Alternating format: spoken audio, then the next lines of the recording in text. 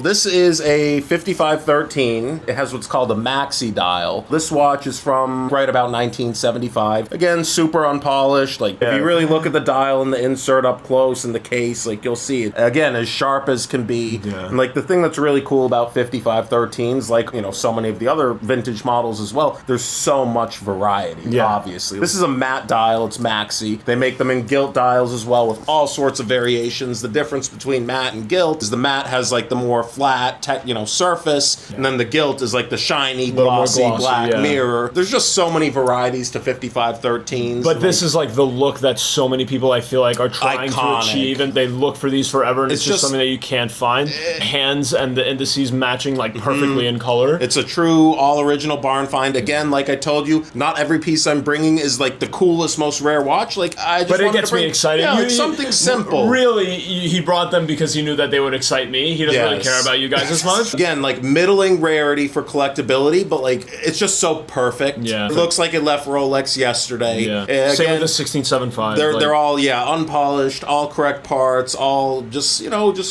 barn finds. A lot of things like this were probably gifted to somebody and they never really wore them, and somebody gave me a Rolex, but I don't wear watches. It's in my drawer, cool. You know. It's cool pieces like this. You see 1,000 of them, but you see one that looks like this, perfect. if that. And that's the one that you keep. That's the one I keep, yeah. Because I can't imagine the amount of 5513s that you've sold. I've sold. We need to talk about this one quick, too, because it's the only Steve McQueen that we have here. A few quick things about this watch. It does have the original punch papers, which I didn't bring with me, but I have them. That is exciting. Like, you can never find them, and this is an MK1 with a straight second hand. So like this is the first era of Steve McQueen made. Like the first Steve McQueens that hit the market, it was this. It had the straight second hand MK1, like as early as it gets. And like I said, it has the papers. It's unpolished. I bought this watch probably 7 years ago for $25,000. It has the papers. It's the first one made. It's unpolished. The dial's perfect. Like you could tell it's been worn. It's not like some of the others that like literally don't look like they've been worn. Like this one has been worn. But also the case is exceptional. Yeah. Funny about this, my dad, before I got to the store in like 2016, 17, the last one that he had sold, he was like, I bought it for 10, I sold it for 11.5. Like I was thrilled, you know, and like now it's like the guy who he sold it to for 11.5 probably still has it in his collection. Like I can't double. Yeah, he's like, I can't sell it, you know what I mean? But it's really, really. It is a gorgeous piece. I love the Steve McQueen. I would estimate the value on this one today at like 55 to 65,000 to the right buyer. In that shape, MK1 with the papers, perfect dial. Like, riveted band, if you want beautiful. a first generation Steve McQueen, like that is as good as I can think, really. Like